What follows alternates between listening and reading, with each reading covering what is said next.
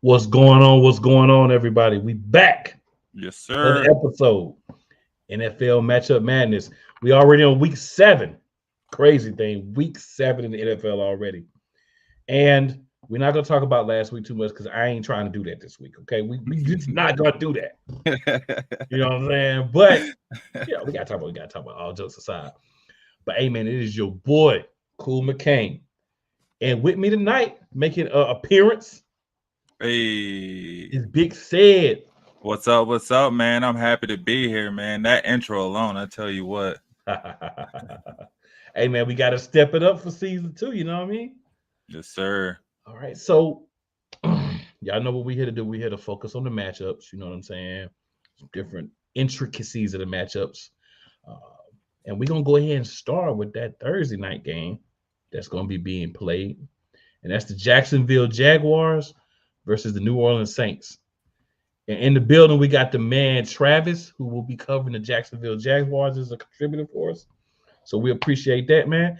And hey, man, it's your first time on, so let everybody know who we dealing with. I cover the Jaguars with BigCatCountry.com and A7BN Sports for the game day analysts on Sundays there. Again, I handle all breaking news for BigCatCountry.com, and I basically cover them for overall 4 different media companies. Just trying to make it in every way. So they have me covering on one part. I'm breaking down the film, telling them who's at fault for different coverage busts, whatever else. I'm covering breaking news over here. Any way you can get it, So Travis Holmes, you can find me on all the socials, Travis D. Holmes, and you can find my writings on BigCatCountry.com. Let's go, man. It's always great to have people that do this, that know about the team, that can break down things for us. So glad to have you, Travis. So hey, man, we're gonna hop into it. We're gonna be here for a fun time, not a long time.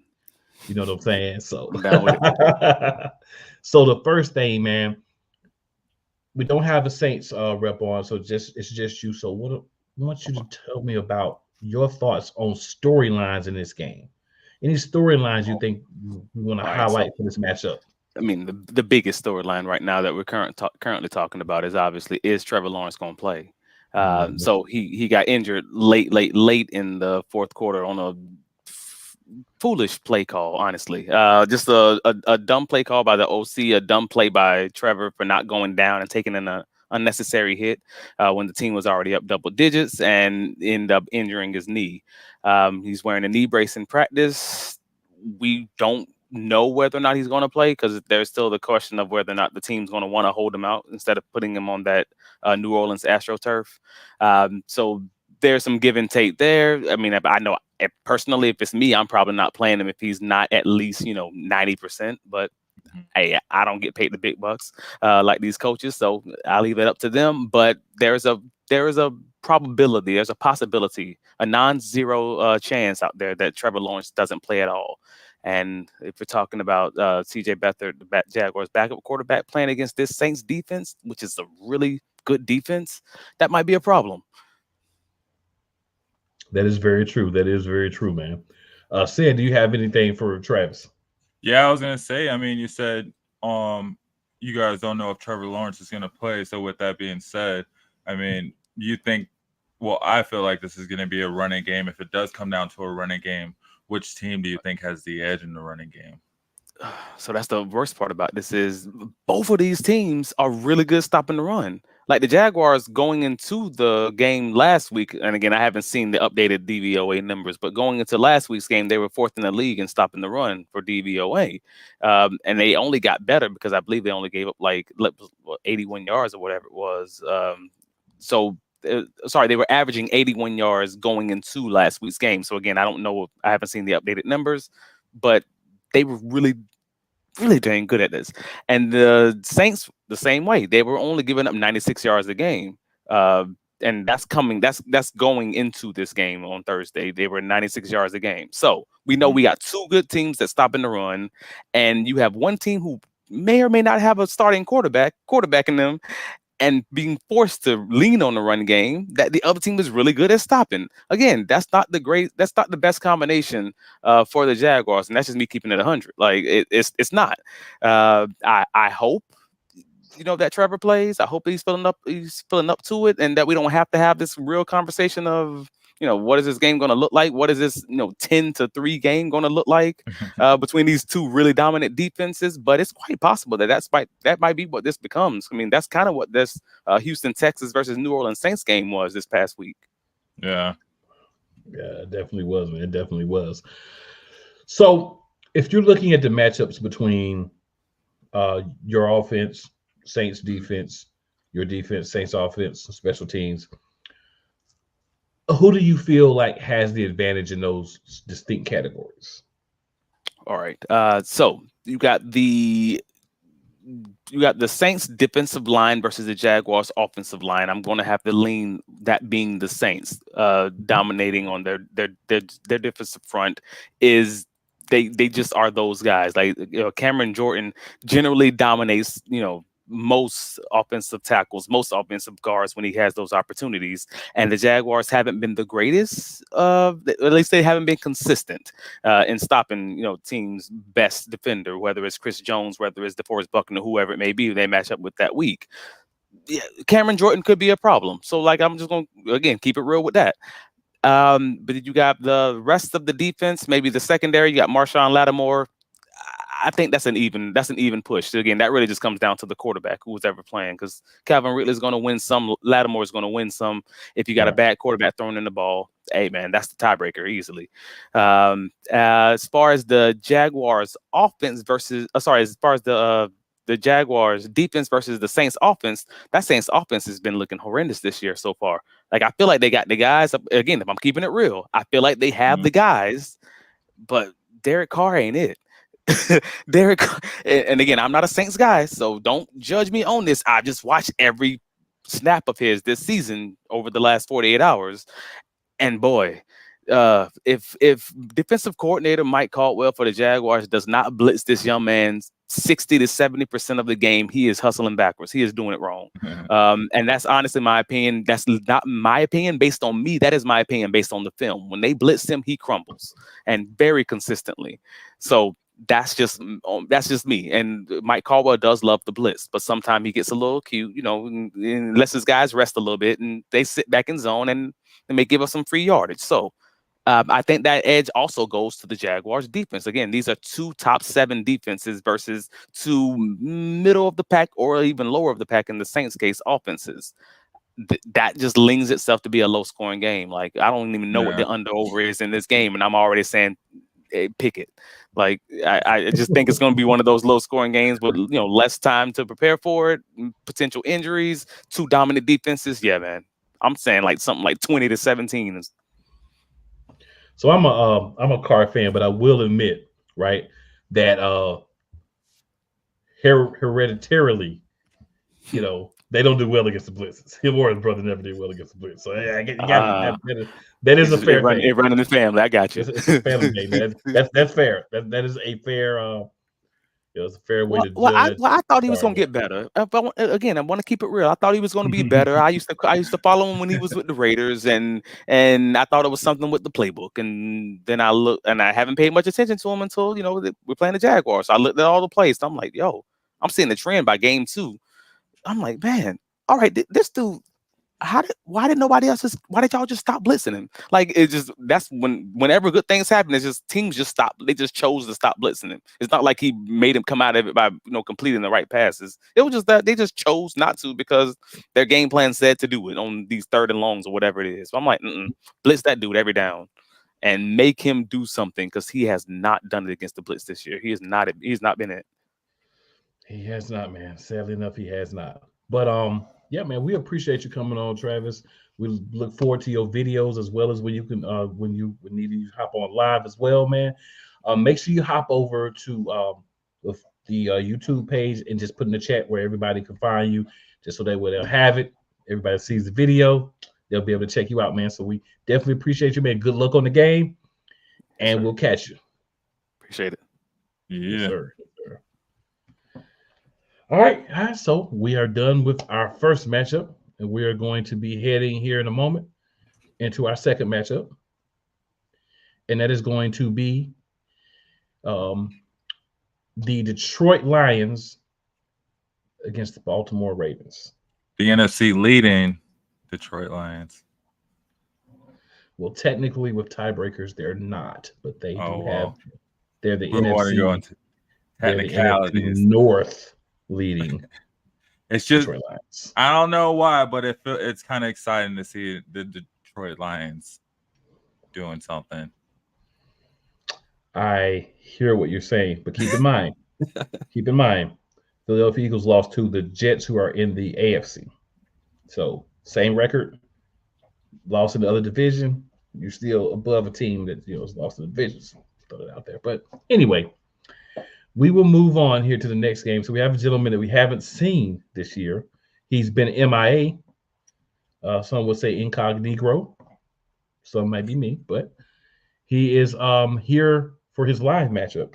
So we'll see if we see him in those videos too, because we'd love to hear more of Mr. Jenkins' specific brand of Ravens love.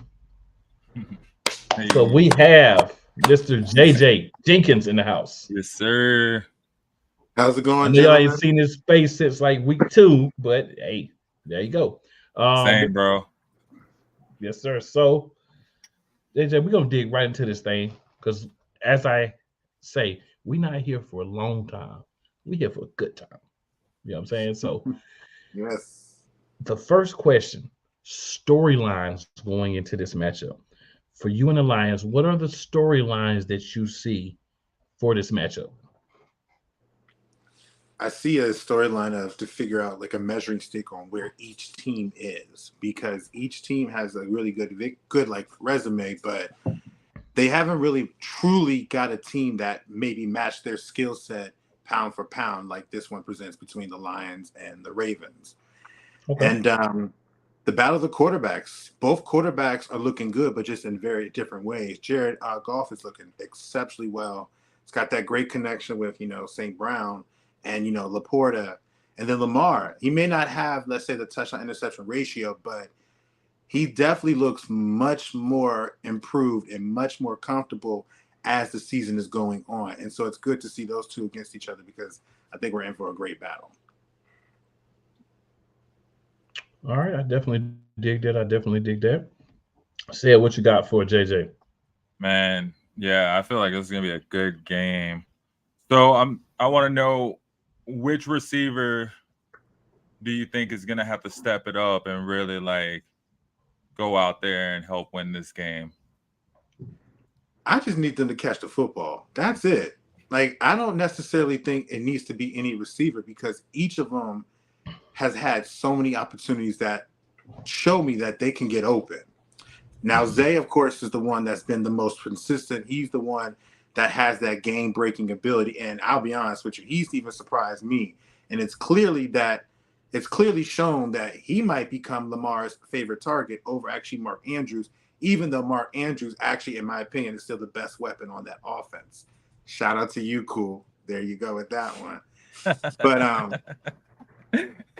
I think the one that has the potential with Lamar and their connection is Nelson Aguilar.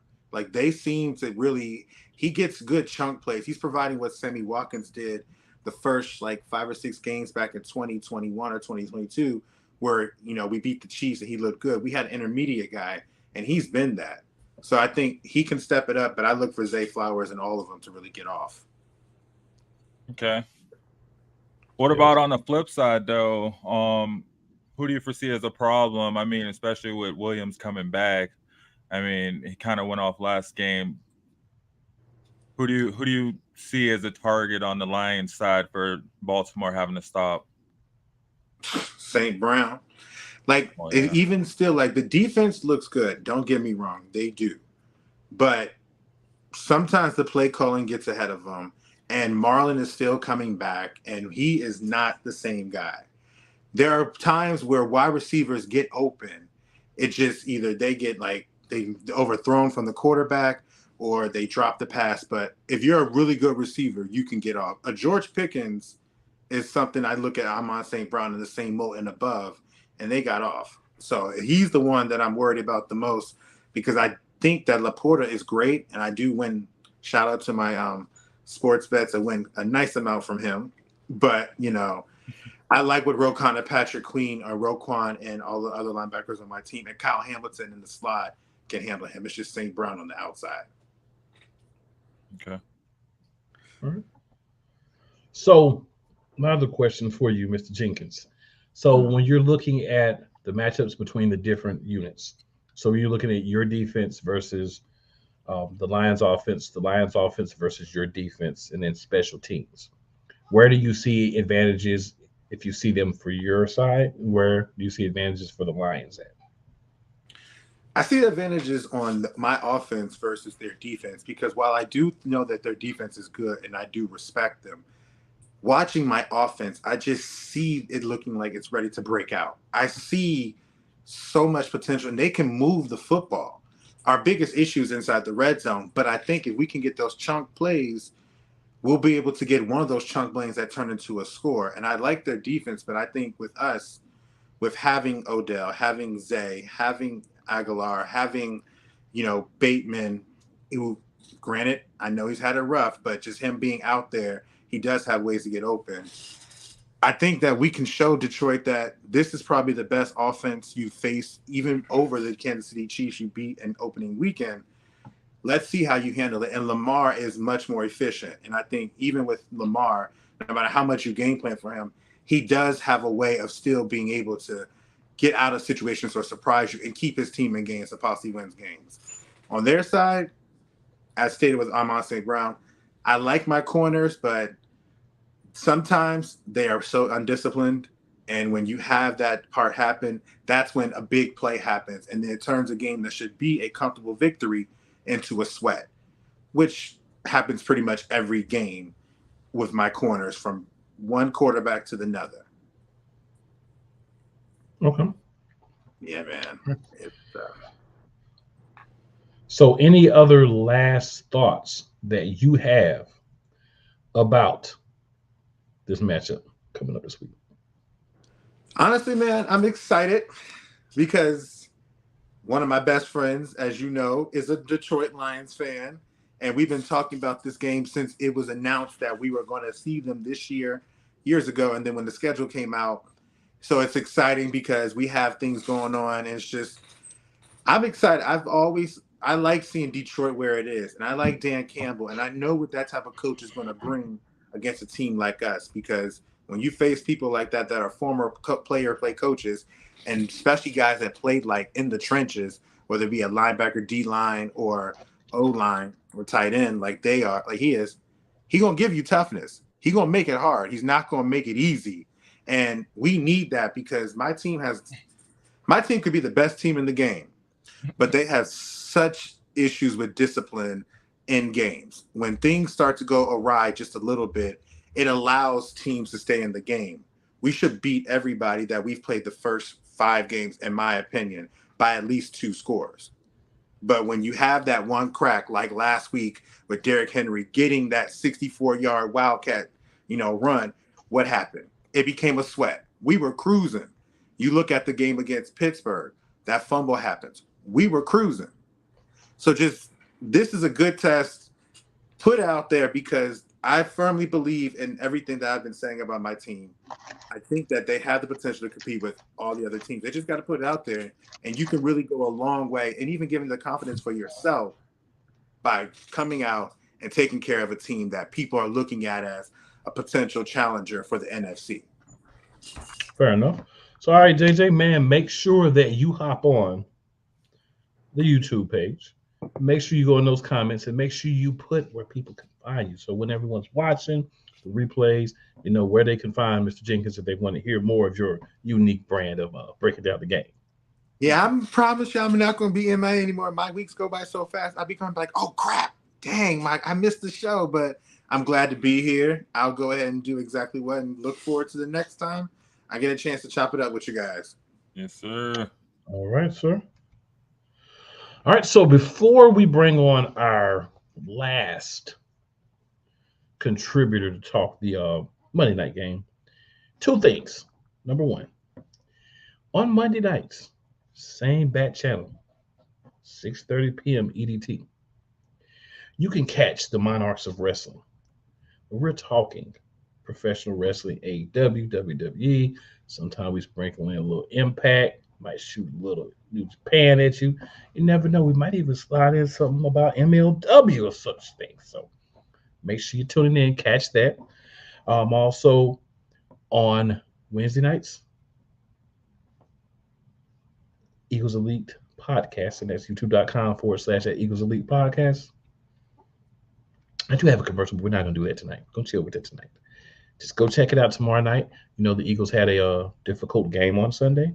So even if you're not an Eagles fan, this may be an interesting and fun week for you to check out the show so you can get our opinions on the travesty that happened on Sunday. And then also Friday night, same bat channel, still a different bat time, 7:30 p.m. Eastern Daylight Time. Play Caller Sports Talk Show. Live interactive sports talk. We got the talk. We got the knowledge. We just need the interaction. That's where y'all come in at. All right. And then this aforementioned Sunday night matchup, 8:20-ish p.m. We've got the Philadelphia Eagles versus the Miami Dolphins. So I'm an Eagles fan, in case you didn't realize. Mm-hmm. So obviously, you know who I think is going to win, the Philadelphia Eagles. So all I'm going to say about the game is I think the Eagles are going to win. Just need to bully the wide receivers the way Devontae Smith was bullied by the Jets. They have those smallish wide receivers who they're more fast and physical. Bump them, frustrate them, do the same things that you saw the Jets do to Devontae Smith, and it gives us a good chance. Tua's iffy at times, so we'll see. But I feel like the Eagles have a good chance to win this game. It's time for a bounce back. Embarrassing loss. You got to take it out on somebody else. Miami's in front of us. Let's do it. Sid, what do you got, man? What are your thoughts? I think this is going to be a good game, man. You know, it's been fun to watch the Eagles turn to that running game. I tell you, I got DeAndre Swift on my leagues, and he has been scooping up points for me, man. So I think we're going to see a lot of running, especially if they can, you know what I mean, lock down those receivers, which is going to be hard. You can't lock down Tyreek Hill. He's still going to get something. So, you know what I mean? It's just going to be interesting to see how they choose to handle that, whether they choose to focus on him or try to focus on their game plan. So, I mean, if the Eagles stick with their game plan, they've been rolling, like you said, it's a bounce-back game. But, I mean, Dolphins are good, man. Tua's still in it. He ain't out yet for the season. So, anytime he's out there, they got a chance, man. So, I think it's going to be a dogfight. I can't wait to watch it. Yeah, it should be a lot of points scored. I do believe that. It's going to be a lot of points scored both ways. Mm-hmm. So, ladies and gentlemen, we are going to bring on our last guest. But one thing that I want you to remember, and I want to do this separately just so I want you to remember it.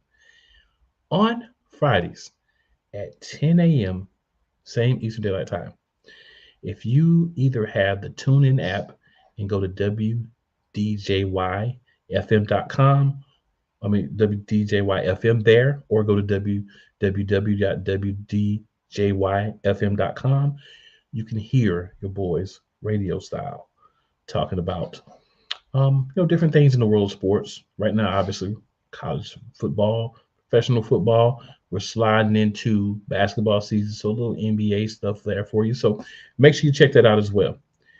And speaking of that, I've got a guy that you've probably heard his voice with me on somewhere else before. Go ahead and bring him on, Mr. Stephen Box. Hey. What's going on, Stephen? What's good? What's good? What up, man? Here we go. Living life. Yes, sir. Hey, So, or let me check real quick. Nah, the sky still ain't falling. We good. so Stephen, I'm not going to ask the question that most people would want to ask, and that's because I wouldn't want the question asked to me. If you choose to reference the said incident from this past Sunday, that's of God, your I'm gonna choosing. laugh. I'm not going to, throw it out there, and I'm also not going to let a Broncos fan laugh at me. I'm not gonna laugh. Okay, That's what I'm not I going to do can't that. laugh. I am can't not laugh. going to do that. No, we're We not don't going to even- do that. No. We don't even really got hurt players, and we still look at us. So I can't say nothing. Nah, man. It listen. was funny. It was funny. I mean, listen. I'm definitely not gonna let a Broncos fan talk because they have less wins than we have combined losses between us. So That's okay. It's a new season next season. He says new season, next season. This is true. That is factual information. It's 1,000% factual. I cannot argue with It's that. week 7. It's week 7. week season. This dude already talking about this season. Hey, I mean, but like when you're fans of teams, right? You got some guys that, I want my team to find a way to try to win 12 games in a row. You got some people just like, you know what, man? It's a wrap. Let's try to get some good picks and keep it moving. Get that first pick, Obviously. baby. Well, you can't get that. The first pick is going to be the Carolina Panthers, and they're race going to be giving for it to the Chicago Bears because the Carolina Panthers may be defeated all season. Oh man, Broncos been defeated all seasons too. Yeah, but you got. I think we still play win. Carolina. You got to win though. I think we still play them, and that's a win for you. That's going to at least be your second win. That Bro, team has no offensive line, bro. We almost lost to the Bears. Hey, they would lose to the Bears. They would lose to the Cardinals. They would lose to y'all. At this point, I think Carolina's offensive line is so bad. I don't know if they're going to win a game this year. They'll win a game. And you know who's happy? Carolina's not even happy about it. They don't want to lose. You know why? They don't even have their own first pick. Chicago Bears hasn't. I'm saying it now. Week 7. The Chicago Bears are going to have 2 top 5 picks this year. Mm-hmm. The number 1 or number 2 pick from the Panthers, and their own pick's probably going to be 4 or 5. They might mess around and have the top 2 picks. Bro, if they had a top 2 picks, I am going to laugh so hard. Yeah, Justin Fields out, right? Oh yeah, he is. Yeah, it might help him out of town. Right. it's going to help them get what they want, which is L's. But we digress because I can't help myself from time to time. So to rein it back in here, yes, got Mr. Stephen Box, who is covering, as you can see, the San Francisco 49ers and their matchup against the Minnesota Vikings. We're not going to play any games around here. It's the Minnesota Vikings. It's prime time. So I'm just going to do this. Storylines in your matchup, sir. Any particular storylines, any particular things that you would like to discuss regarding this matchup you have with the Minnesota Vikings? So here's the thing. Obviously, there's a couple of questions that we need to get answered. The first thing we want to see as 49ers fans is how does Brock Purdy respond to his first adversity? Yep. Yeah. Right. How does he respond to that first loss? And I got to tell you, if you go and watch the last drive against Cleveland, Brock Purdy, who looked like crap all day long, came out, poised in a pocket, made a big throw to Juwan Jennings with the defender bearing down on him. He looked like he's looked all year in that drive. Now, it's unfortunate he didn't look that way the whole game, but when it mattered most, he went down. Keep in mind, whole game, 2 first downs, like 40 or like 80 some yards passing the whole game before that drive. On that drive alone, 4 first downs and like 40 some passing yards. So almost like half of what he had for the rest of the game. To me, that gives me a lot of confidence that this kid is not going to be shaken that he's going to come out this week and he's going to bounce back and have a great week. But, you know, I understand everybody's going to want to see it, right? They want to see him go out there and do it. And if you need a defense to go out there and be able to perform well and bounce back against, this is Minnesota Vikings defense is a good one to go against. It really is. So I have confidence he's going to bounce back. The word is that the injuries for Debo and Trent Williams and even CMC are not that serious.